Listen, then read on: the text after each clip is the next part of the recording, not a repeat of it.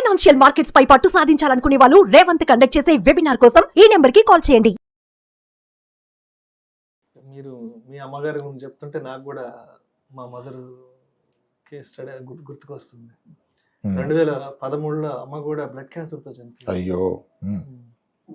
అప్పుడే నా ఎడ్యుకేషన్ అయిపోయింది, ఉద్యోగం లేదు, చేతిలో డబ్బులు లేవు. బట్ అమ్మ బ్లడ్ క్యాన్సర్తో చనిపోవడం జరిగింది. అంటే అమ్మకి మంచి కార్పొరేట్ హాస్పిటల్లో మెరుగైన వైద్యం అందించే స్తోమత ఆ రోజు లేదు, నిజంగా 2013లో లేదు. ఇప్పుడు అనిపిస్తుంటుంది ఇప్పుడప్పుడు, అరే డబ్బులు పెట్టుకోలేక అమ్మని కాపాడుకోలేకపోయామే. కేవలం ఆ రోజు మన మన ఫైనాన్షియల్ కండిషన్ వల్ల అమ్మకి మెరుగైన వైద్యం అందించి మళ్ళీ అమ్మని ఆరోగ్యంగా ఇంటికి తీసుకెళ్ళలేకపోయాము. చేతులారా అమ్మని చంపేసుకున్నాం అనిపిస్తుంటుంది నిజంగా రాంప్రసాద్ గారు. ఎందుకంటే కొన్ని నా ఫైనాన్షియల్స్ ఇప్పుడు మీరే చూసుకుంటుంటారు, మా ఇన్సూరెన్స్ కూడా. ఇంత ఇన్సూరెన్స్ కానీ నేను ఆ రోజు అమ్మకి తీసుకోండి ఉంటే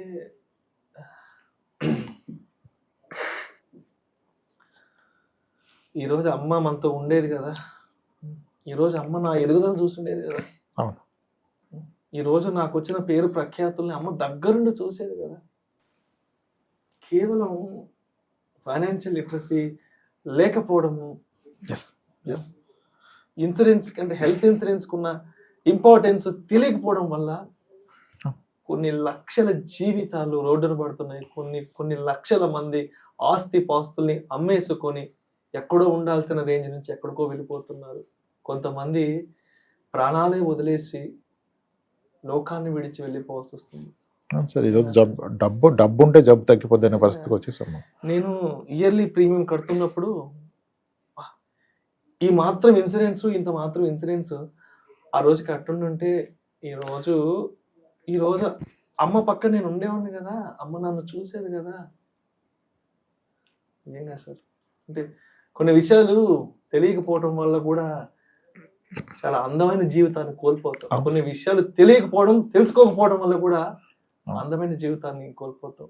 సో నాకు అప్పుడు అనిపించింది, రాంప్రసాద్ గారు 4 ఏళ్ల క్రితం, బాబు విష్ణు, ముందు ఇన్వెస్ట్మెంట్స్ కాదు, ముందు పెట్టుబడులు కాదు, నీ ఫ్యామిలీకి ఒక సేఫ్టీ, ఒక సెక్యూరిటీ, ఒక రక్షణ కల్పించాలి. ఆ రక్షణ ఒక మెడికల్ ఇన్సూరెన్స్ ద్వారా మాత్రమే కల్పించగలవు. అది కల్పించిన తర్వాతే నువ్వు స్టాక్ మార్కెట్లో పెట్టుబడులు పెట్టుకుంటావో, లేదంటే మ్యూచువల్ ఫండ్స్ లో పెట్టుకుంటావో, లేదంటే ఇంకేదైనా రియల్ ఎస్టేట్ లో పెట్టుకోవచ్చు అని చెప్పి మీరు చెప్పారు. ఇప్పుడు చాలా ధైర్యంగా ఉంటుంది. ఆ ఇన్సూరెన్స్ ఉంది, ఎస్. ఏదైనా అన్సర్టినిటీ, ఏదైనా బాగలేకుండా వస్తే హైదరాబాద్ లో ద టాప్ మోస్ట్ హాస్పిటల్లో, yes, I can take the treatment, I have that capability ఇప్పుడు నాకు అనిపిస్తుంటుంది. బట్ ఆ రోజు అమ్మకి అలాంటి అవకాశం కల్పించలేకపోయింది. కేవలం చేతిలో డబ్బులు లేకపోవడము, ఇన్సూరెన్స్ తీసుకోవాలన్న జ్ఞానం లేకపోవడం వల్ల అమ్మని చేతుల చంపుకోవాల్సి వచ్చింది, అంతే. అంటే ఆ రోజు స్థితిగతులు వేరు కదా సార్. ఇప్పుడు అవేర్నెస్ వచ్చింది, ఒకప్పుడు లేదు. ఆ రోజుకి ఇన్సూరెన్స్లు ఉన్నాయి, 2001, 2002 కూడా ఉన్నాయి. నేషనల్ ఇన్సూరెన్స్, ఓరియంటల్ ఉన్నాయి, ఇప్పుడైతే కోకోలా ఇన్సూరెన్స్లు ఉన్నాయి. అయితే ట్రీట్మెంట్కి అయ్యే కాస్ట్ లక్షల్లో, కానీ ప్రీమియం చాలా వేల్లోనే ఉంటుంది. కానీ ఇప్పటికీ చాలా మందికి మనసు ఒప్పుగా కట్టరు. సో అది చెప్పే ప్రయత్నం చేశాను ఈ బుక్ లో. ప్రథమంగా మీరు చూస్తే ఫస్ట్ ఆరోగ్య ప్రాప్తిరస్తు అని స్టార్ట్ చేశాను. అక్కడి నుంచే స్టార్ట్ చేశాను. హెల్త్ ఇది బిగ్గెస్ట్ వెల్త్, ఆరోగ్యమే మహాభాగ్యం. అంతే అంతే. అది ఉంటేనే మిగతా సంతోషాలని, మిగతా ఆనందాలని అన్నింటినీ ఆస్వాదించగలం. ఎన్ని కోట్లు ఆస్తున్నా ఆరోగ్యం లేకపోతే ఏమీ చేయలేం. చూస్తుంటాం చాలా మంది పెద్ద పెద్ద కుబేరులు, లక్షలాది, కోట్లాది రూపాయలు ఆస్తులు ఉంటాయి, కానీ ఇంట్లో చాలా మంది హాస్పిటలైజ్ అయ్యి కొన్ని సంవత్సరాల పాటు ట్రీట్మెంట్ తీసుకుంటారు. కొంతమంది బెడ్ పైనే ఉంటారు, తిరగడానికి కార్లు ఉంటాయి, బంగ్లాలు ఉంటాయి, అన్నీ ఉంటాయి, కానీ ఆరోగ్యం ఉండదు. మన పెద్దవాళ్ళు కూడా చెప్తుంటారు, వాళ్ళకంత ఆస్తుండి ఏం ప్రయోజనం రా, ఎప్పుడు ఇంట్లో ఏదో ఒక రోగాలు, జబ్బులు, ఎప్పుడు ఎవరో ఒకరు వాళ్ళ ఇంట్లో మంచాన పడే ఉంటారు అంటారు. ఏదైనా ఆస్వాదించాలి అంటే భార్యా పిల్లలతో సంతోషంగా జీవితాన్ని గడపాలన్నా, తల్లిదండ్రులతో సంతోషకరమైన జీవితాన్ని గడపాలన్నా ఫస్ట్ ఆరోగ్యం ఉండాలి. ఆ ఆరోగ్యాన్ని మెరుగుపరచుకోవాలి అంటే చేతిలో ఒక మంచి ఇన్సూరెన్స్ కూడా ఉండాలి. Yes, yes. అంటే ఈ వీడియో ఎందుకు మాట్లాడుతున్నాం అంటే, ఏదో ఇన్సూరెన్స్ ప్రోడక్ట్ ని మేమేదో ఇక్కడ కూర్చొని ప్రమోట్ చేసేద్దామనో అమ్ముకుందామనో అలాంటి ఉద్దేశం అయితే కాదండి. మీ కుటుంబానికి మీరు చేయవలసిన పెద్ద అతి ముఖ్యమైన పని ఏంటంటే, ఒక మంచి హెల్త్ ఇన్సూరెన్స్ ని మీ కుటుంబానికి మీరు తీసుకోగలిగిన రోజు మాత్రమే మీ కుటుంబం పట్ల మీరు నిజమైన బాధ్యత తీసుకున్నట్లు. లేదంటే మీరు ఎంత సంపాదించినా అది వేస్ట్ అండి. రామప్రసాద్ గారు చెప్పండి. సార్ అలా అన్ని విషయాలు కవర్ చేసే ప్రయత్నం చేసాం. ముందుగా ఆరోగ్య బీమా, తర్వాత టర్మ్ ఇన్సూరెన్స్, తర్వాత ఇన్వెస్ట్మెంట్స్, పర్పస్ఫుల్ ఇన్వెస్ట్మెంట్స్, కామన్ గా చేసే మిస్టేక్స్ ఏముంటాయి, స్థాయికి మించిన పెట్టుబడులు పెట్టడం కానీ అవన్నీ కవర్ చేసే ప్రయత్నం చేశాం సార్. ఈ పుస్తకం చదివిన తర్వాత ఈ పుస్తకం రాసిన లాంగ్వేజ్ ఏదైతే ఉందో, క్వశ్చన్స్ ఏవైతే ఉన్నాయో, నేను ఏ ప్రశ్న అయితే అడిగానో ఆ ప్రతి ప్రశ్న తీసుకొచ్చి బుక్ లో పెట్టేసేసారు. మీ సమాధానం కూడా సేమ్ అలానే పొందుపరిచారు. అంటే ఏదో అంటే ఒక పుస్తకం అంటే ఏదో కొంత లాంగ్వేజ్ అనేది కొంత అందరికి అర్థం కాకపోవచ్చు అన్నట్టుగా ఉంటుంది. బట్ విష్ణు రాంప్రసాద్ మాట్లాడుకున్న డబ్బు ముచ్చట్లు, పైసల ముచ్చట్లని చాలా సరళమైన భాషలో ఒక సామాన్యుడికి కూడా అర్థమయ్యే రీతిలో నిజంగా దీంట్లో అన్ని తీసుకొచ్చారు. సో ఏంటి అసలు ఇంకా ఎలాంటి ముచ్చట్లు ఉన్నాయంటారు అసలు ఈ పుస్తకంలో? అంటే మనం మాట్లాడుకున్న ముచ్చట్లైనా ఇంకా భవిష్యత్తులో మాట్లాడుకోబోయే ముచ్చట్ల గురించి కూడా రాసేసారంటారు. నేను నేర్చుకున్నదంతా పెట్టే ప్రయత్నం చేశాను సార్. ఈ నేర్చుకున్నదంతా in the practice, in meeting people, customers ని కలుస్తూ నేర్చుకున్నది. ఆ కస్టమర్స్ ని కలుస్తూ నేర్చుకున్నది, ఇంకొకరికి ఉపయోగపడగలిగింది చెప్పాం. అన్ని చెప్పలేము. అతిపెద్ద లెర్నింగ్ ఏంటి అంటే, ఒక విషయం అర్థమైంది. ఈ ఒక 2-3 వేల ఫ్యామిలీస్ని కలిశాక, ఏ ప్రాబ్లమో పెద్ద ప్రాబ్లం కాదు, ముందు అది తెలవాలి. మనకున్న ప్రాబ్లం మన పెద్ద అనుకుంటున్నాం, కానీ ఒక్కొక్కరు వస్తే అసలు ఫైనాన్స్ ఆలోచన రావడానికి వెనక చాలా ఉంటాయి కారణాలు. ఒక కిడ్ ఆర్టిజం ఉందంటే సెకండ్ కిడ్ ఇంకా సివియర్ ఆర్టిజంతో వచ్చాడు. ఆ కపుల్కున్న ఆలోచన కన్సర్న్ ఏంటంటే, మా తర్వాత ఎవరు చూస్తారు వీళ్ళని అనే ఆలోచన. వాళ్ళకు ఒక సొల్యూషన్ కావాలి. దానికి కూడా చేసాం. ఆర్టిజం విలేజ్ అని ఒకటి ఉంది, అక్కడ చూస్తారు. ఇది చాలా ప్రాబ్లమ్స్. ఒక 25 రకాల క్యాన్సర్లు చూసాం.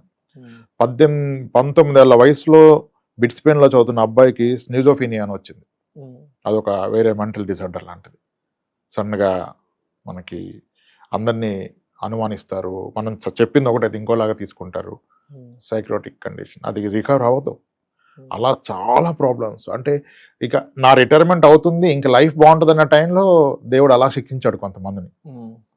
అలా వస్తారు. దీన్ని ఇప్పుడు ఏం చేయాలి, ఈ డబ్బు ఎలా చేయాలి, ఎవరిని నమ్మాలి? సడన్గా హస్బెండ్ డెత్ అయిన వాళ్ళు, డైవర్స్ అయిన వాళ్ళు. అంటే ఇది ఒక డబ్బు పెంచడం ఒకటే కాదు, ఆ ఉన్న డబ్బుని రాబోయే కాలానికి ఎలా వాడుకోవాలి. సో చాలా మందికి వస్తుంది, ఎప్పుడు డబ్బుని ఎలా వాడాలి చెప్తారు, డబ్బు ఎలా సంపాదించాలి. మనం చెప్పలేము డబ్బు ఎలా సంపాదించాలో. ఎవరి డబ్బు వాళ్ళే సంపాదించుకోవాలి. మనం ఎలా చెప్తాం? అంత సులువైన పని అయితే కాదు డబ్బు సంపాదించడం. సంపాదించాక దాన్ని ఎలా మేనేజ్ చేయగలిగి చెప్పే ప్రయత్నం చేస్తున్నాం. కానీ అందరికి వచ్చిన డబ్బు ఉన్న వాళ్ళకంటే డబ్బు లేని వాళ్ళు ఏం చేయకూడదు, ముందు డబ్బు సంపాదన నేర్చుకోవాలి. అలా అని చెప్పి అది ఇది చెప్తే అన్నీ అవుతాయా? అందరికి అవుతాయా? ప్రతి బిజినెస్లో 98% ఫెయిల్యూర్ ఉంటుంది. ఆ 2% చూసి 98 ఇన్స్పైర్ అవుతారు, దాంట్లో మళ్ళీ 98 ఫెయిల్ అవుతారు. సో కాబట్టి డబ్బు సంపాదించే మార్గాలు చెప్పినంత ప్రాక్టికల్ కాదు, అది చెప్పలేము.